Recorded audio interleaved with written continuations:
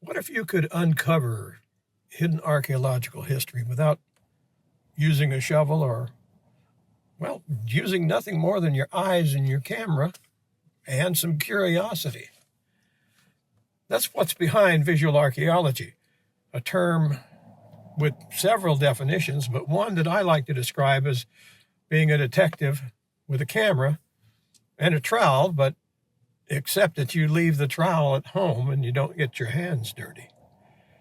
Visual archaeology works alongside traditional old-school archaeology and enhances them with photographs, maps, digital tools, and, well, careful observation to reveal stories buried in plain sight. Some even consider ancient cave paintings to be visual archaeology. Today, we create our own modern equivalents of those cave paintings. That's when we photograph a historic site or uncover the hidden history of, like, Reynolds Square, where I am now, and we explore what is visual, what is archaeological, and what can still tell us things that we kind of missed. I'm JD Byous, award-winning photojournalist and a historian, and this is Lens on History, where we help you find hidden history, interpret it, and capture it in your camera. This season, we're going to be here in Savannah and the Low Country. So say hello to Beck. She's our researcher and producer. Hi, glad you're here. In a city like Savannah, Georgia, which is packed with history and legends, well, and hidden secrets, this kind of archaeology helps us see and record what once was. We'll find examples you can use to piece together how Savannah has changed over time. My version of visual archaeology turns the city into a giant storybook. It shows us how the past still lives beneath the streets and inside the walls.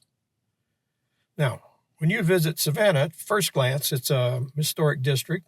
Looks like a collection of grand houses and shady squares.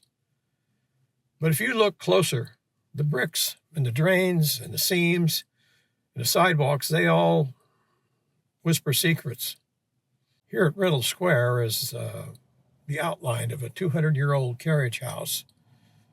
Well, it's next to the garden wall, and that is next to a long-gone cafe. There's also redundant manhole covers that at first don't make a lot of sense. On this lot was once the parsonage where John Wesley and later George Whitefield lived when they were ministers at Christ Church.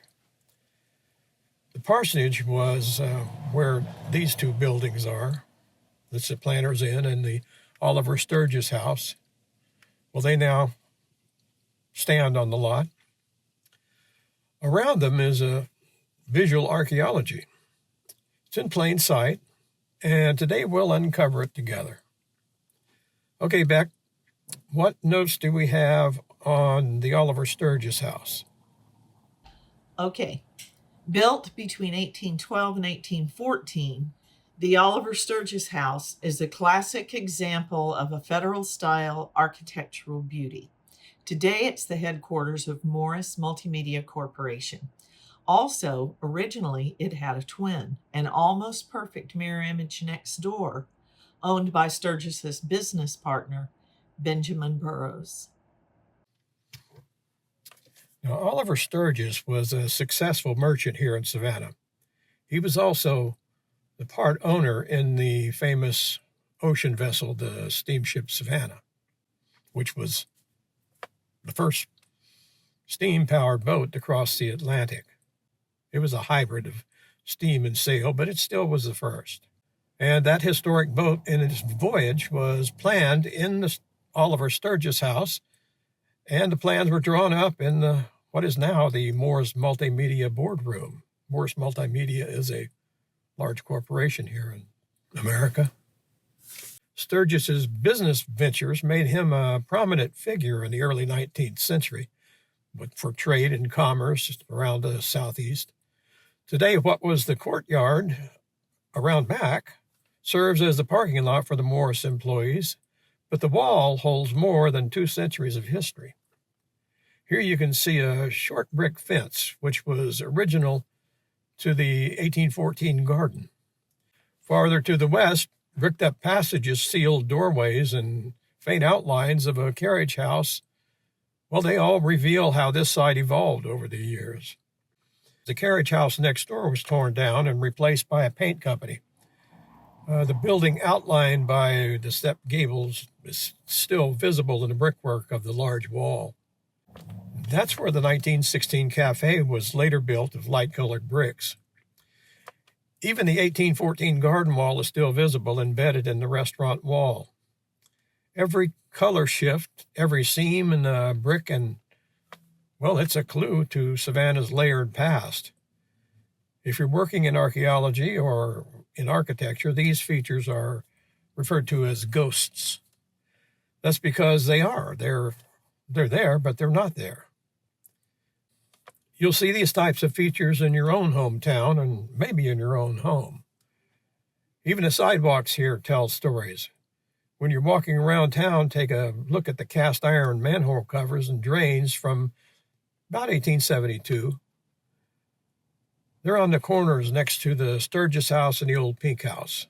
That's a restaurant, great restaurant. That's along Abercorn Street. Decades later, another set of manhole covers and drains was added when the sidewalk stretched further out toward the center of the street and separated the trees and the traffic. That's no accident. That's the hidden edge of the Savannah's 19th century curb line, and it's still laying beneath the feet of thousands of tourists that walk this route every day.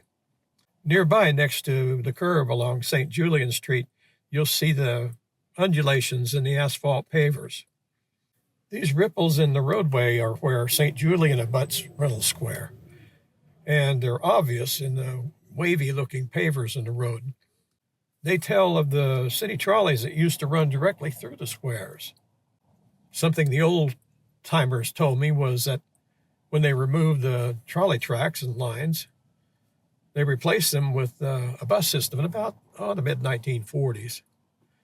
And they apparently left cross ties under the pavers, and they just paved over the top of them. Well, the fill dirt and the pavers themselves, I guess, compacted, and these bumps were left. If it's true, it seems plausible. By the way, if you know anything on this topic, leave a comment down below, and we'd love to learn what you know and hear from you. So leave us a note. We'll get back to you. By the way, the square isn't the grassy area inside the roadway. The square, in reality, is between the buildings, like the piazzas over in Italy or the squares in London. Another minor thing here is the concrete filled around the edges of the park or on the corners of the park, which shows that those parks used to be more square. So you can call them squares, I guess. By the way, if you enjoyed this tour, hit the like and subscribe button. Share it, because every square has a secret. Also, check out our affiliate links down below. If you want to purchase something, it helps support the show, and it doesn't cost you anything else. It's they give us a commission, and you don't pay any more. Well, we get a little bit to help support Lens on History. Now, the Pink House. Beck, what do you got in your notes on that? The Pink House building was built in 1771 for a wealthy planter and one of the Liberty Boys, James Habersham Jr. Over time, it has served as a home, a bank, and a Union Army headquarters during the Civil War. And today, it's one of Savannah's most beloved restaurants. A lady named Alida Harper Folks operated the Pink House as a tea room and restaurant in the late 1930s. She had the building painted, well, pink. It's a local favorite and is a famous destination for Savannah visitors today. And I love the she crab soup. We eat there whenever we can. That's good food. She crab soup. That's the soup with the sherry in it, right, Beck? That's the crab soup with sherry in it. Good stuff. Okay. Alita's efforts in establishing and running the restaurant helped cement its reputation and long-term legacy in the city's hospitality and preservation scene. Okay, I found here that the house originally had a brown brick facade. This says that despite a long-held legend that the building was pink because the red bricks bled through the plaster, it didn't happen that way. If you've ever worked in construction, you know that story just ain't true.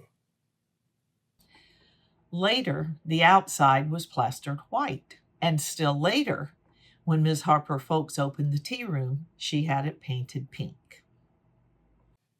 Over the last 30 plus years that we've been in Savannah, the outside of that building has been several shades of pink, including Pepto-Bismol pink, as in a bottle of Pepto. Fortunately, they have since changed it to a nicer shade of pink.